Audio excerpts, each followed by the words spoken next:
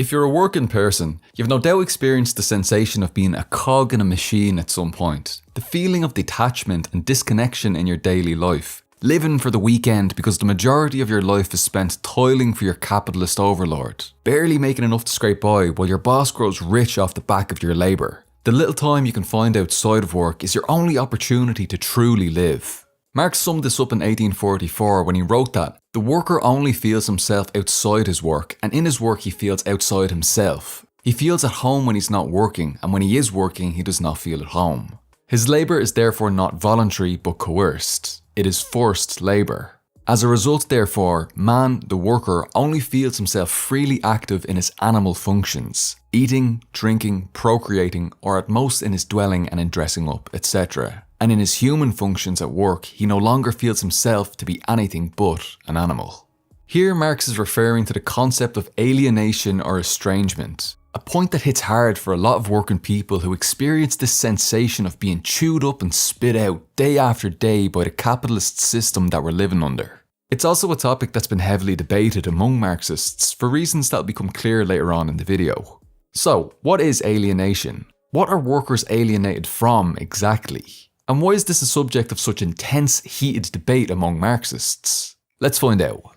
Welcome to Socialism 101, a series designed to help educate people with no prior knowledge on the basics of socialism and communism from an ML and MLM perspective with short and easily digestible videos. If this sounds interesting to you, then go ahead and hit subscribe and turn on the notification bell below. If you'd like to support Marxist educational content, then toss €1 or $1 per month over on Patreon to help keep this series going. If you're not in a position to support financially, you can help out a lot by just sharing these videos around on social media. Now, when talking about alienation, this broadly refers to detachment, estrangement, or disconnection from something. Alienation has occurred in various ways under all class societies, including slave society and feudalism. But the young Karl Marx argued in his economic and philosophical manuscript of 1844 that alienation presents most intensely under the capitalist mode of production. And he claimed that it occurs in four main ways. 1. Alienation from the product of labour. 2. Alienation from the act of production. 3. Alienation from humanity's species being. And 4. Alienation from other people. Let's take a look at each of these one by one. First, workers are alienated from the product of their labour. Workers produce goods. The capitalist then takes away these goods from the worker and sells them to realise a profit, creating an immediate disconnection between the worker and the product of their labour. As labour power is purchased at a lower cost than the value that labour itself produces, the worker can never afford to purchase all the products that they have created back from the capitalists. The products of labour are thus permanently detached or alienated from the worker who produced them. To demonstrate this, look at the clothes that you're wearing. Who made them? You likely don't know the workers who produced them, nor do the workers know you. The product of labour is detached or alienated from the worker who has produced it. Instead, you'll likely just see a brand of some kind, demonstrating the capitalist's appropriation of the product of the worker's labour and revealing that it's been detached or alienated from the workers themselves. Furthermore, the workers who created these clothes will never be able to purchase all these products that they've created. For example, workers in Bangladesh making 50 cents per hour would never be able to buy back all the high-end consumer goods that they're creating that are sold in the global north for hundreds of euros or dollars. Alienation from the product of labour is thus a permanent feature of the capitalist mode of production. Second, workers are alienated from the act of production itself insofar as the fact that workers don't freely engage in production of their own accord, but they instead labour in order to gain a wage so that they may survive. If they don't work, they can't afford food, shelter, clothing, or any of life's necessities. They consequently sell labour power to capitalists not freely of their own accord, but are forced to do so as a result of economic coercion. In selling their labour power, workers' labour then belongs to someone else, the capitalists. The labour, the act of producing, becomes external to the worker. It's estranged or alienated. The external character of labour for the worker appears in the fact that it is not his own, but someone else's. That it does not belong to him. That in it he belongs not to himself, but to another. The worker's activity is not his spontaneous activity. It belongs to another. It is the loss of his self. Left to our own devices, we could engage in the kind of labour that we found most useful both individually and collectively, whether that be in producing art or helping to build homes for those in need. Instead, we perform the labour demanded of us by capitalists who seek nothing more than the realisation of profit to the detriment of all else, determined by the whims of the market and the anarchy of production. So not only are workers alienated from the act of production under capitalism due to the economic coercion which forces them to sell their labour power, they're also alienated by what the capitalist forces them to produce, whether that's the shoes that are made in the sweatshop or the burger that's prepared in the restaurant. Neither are produced in accordance with the desires of the workers, but instead in accordance with the requirements of capital. As workers don't control the means of production, we find ourselves being controlled by the means of production, transformed into little more than an appendage of a larger process of production over which workers have no control. We become merely cogs in someone else's money-making machine. Third, in his early writings, Marx claims that workers are alienated from our species being or species essence. Marx suggested that there was a human essence that separated humans from other animals. The essence or spirit of humanity, humanity's species being, was that humans engage in labour and produce beyond our immediate needs, while other animals produce only what they need directly. Humans don't simply produce shelter and grow food. We also create art and write songs and make spaceships to send people to the moon. Marx explains that an animal only produces what it immediately needs for itself or its young. It produces one-sidedly, whilst man produces universally. An animal produces only under the dominion of immediate physical need, whilst man produces even when he is free from physical need and only truly produces in freedom therefrom. He suggested that this production that occurs beyond physical necessity is what allows people to transcend other animals and become truly human, to fully self-actualize. It is just in his work upon the objective world, therefore, that man really proves himself to be a species being. This production is his active species life. Through this production, nature appears as his work and his reality. The object of labour is, therefore, the objectification of man's species life, for he duplicates himself not only as in consciousness intellectually, but also actively in reality, and therefore he sees himself in a world that he has created.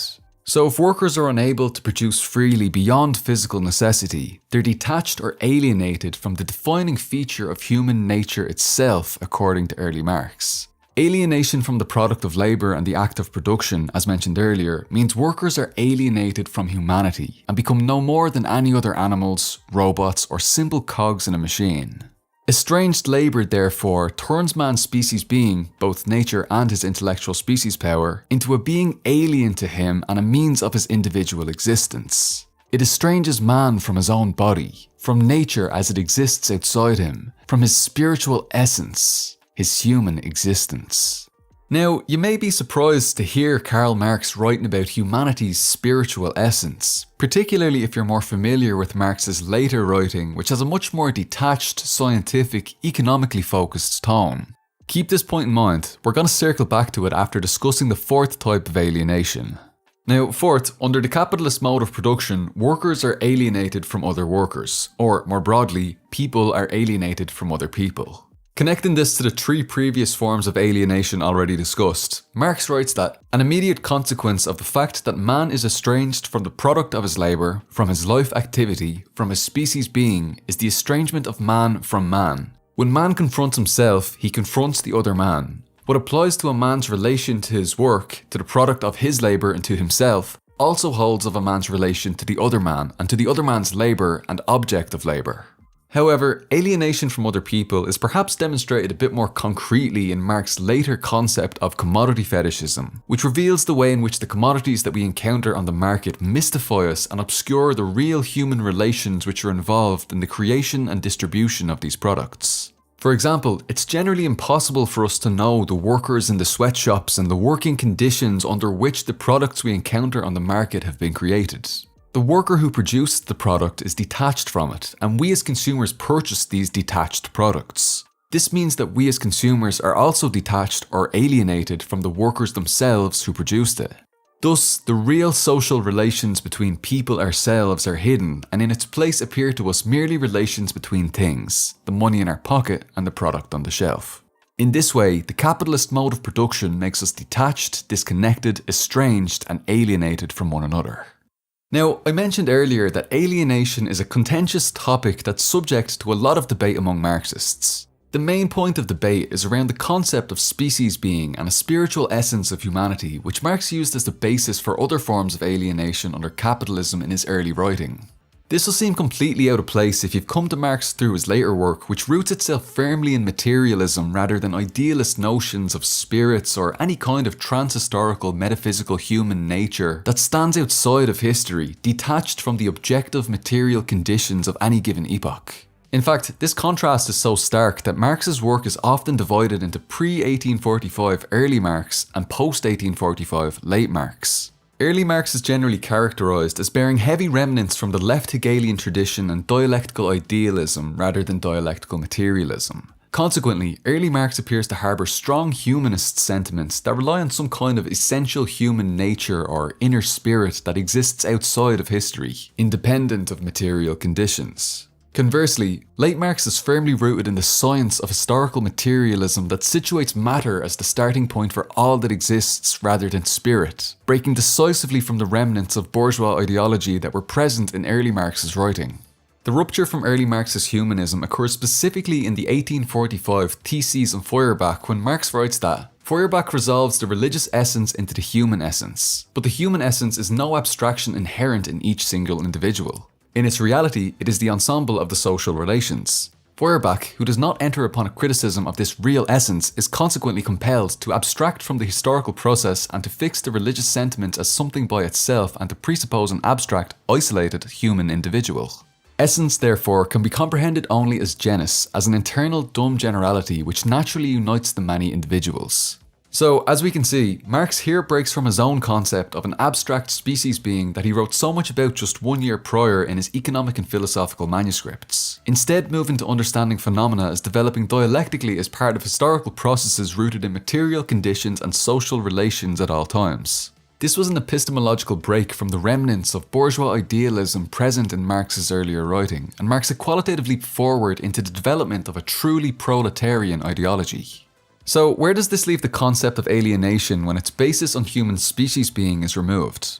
Well, there may have been rupture from the idealist aspects of it, but there's also continuity. Marx returns to alienation in the Grundrisse in the late 1850s and speaks about it solely in a technical sense of detachment from the product of labour, the act of production, and from other people, where in his early writings he would connect each of these to a sense of disconnection from humanity's inner spirit. The concept of alienation is also present this way throughout Capital, though arguably in a de-emphasised form, operating behind the scenes while Marx discusses alienated commodities and commodity fetishism, alienation as it pertains to the working day, the way in which workers become the appendage of the productive process in their extremely specialised positions within the production line, and so on. So the concept of alienation clearly persists throughout Marx's later writing, but its humanist basis upon the species being, human nature, or inner spirituality is dropped in favour of a scientific, historical materialist basis. Today we've taken a look at Marx's concept of alienation under capitalism and how it developed over the course of his life's work. We began by looking at alienation from the product of labour, which persists throughout both early Marx and late Marx's writing. We proceeded to look at alienation from the act of production, which also persists. We then looked at alienation from species being, which is dropped from late Marx's writing following 1845's Theses on Feuerbach. And we then looked at alienation from others, connecting it to Marx's related concept of commodity fetishism. Lastly, we highlighted the development of the theory of alienation from its early idealist and humanistic basis upon species being, or human's inner spirituality, in texts like the philosophical and economic manuscripts of 1844, to its later materialist manifestation appearing in the Grundrisse, Capital, and other late Marx works both explicitly and implicitly. One more thing. The debate around alienation is largely divided along the lines of humanist Marxists and anti-humanist Marxists. For clarity's sake, I want to acknowledge that the form of alienation emphasised in this video would fall into the latter camp, rejecting idealist conceptions of spirit, species being, and so on.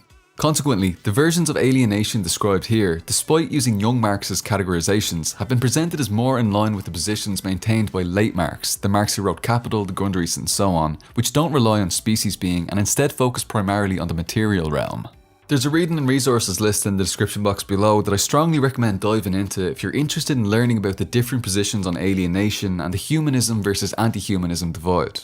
Make sure to have a read of Louis Althusser's Marxism and Humanism from 1964 to clarify that rupture between early Marx and late Marx. If you're looking for podcasts and YouTube videos that dive into this further, Alison and Brett from the Red Menace podcast do an excellent job at making the case for these different positions on alienation in their episode on the philosophical and economic manuscripts of 1844. As does David Harvey in his podcast, The Anti-Capitalist Chronicles Alienation Part 1. And of course, the Marxist Projects video here on YouTube, The Fundamentals of Marx Alienation, all of which are linked in the description box below. Right, thanks very much for watching this video. Hopefully you found it useful in one way or another, even if you've now got more questions than you arrived with. Thanks especially to the supporters on Patreon who persevere against all odds and continue to make these videos possible. Thank you Ian McShay, Ugopnik, Borku Gorilla, Ryan Hodgson, Soup, Madeline, Sonic232, Sagan, Michaela Schmid, Christian Nepales, Brian Ruiz, Alfonso Dingo Torres, Megalova, Rock Artist, Grangry, Todd Sprang, Nike DeSage, Zakasi, Anglo-Irish Bolshevik, Amy Schmidt, Eli Leslie, Thomas Rossum Wood, Jason Schmidt, Del Seabold, Train H13, Meowsifer, Hunter Johnson, Donald O'Quistleva, 60 Velan, Kale Marks, Roja, MLM in Practice, Eric Lindahl, ZK Goody, Coil Rapp, Doc Toma, Oyob Farah, Becky, Pastor Schubert, A Mouthwash Bottle, Mr. Miyamoto, Coil King, Reverend London Hollywood, Wonderbad, JT Chapman, Jose, Joseph Shepard, Jack Schneidman, Comrade Amara, Wealth for the 99%, Spoop and Trailer Park Communist. Cheers everyone, agus slán go fóill.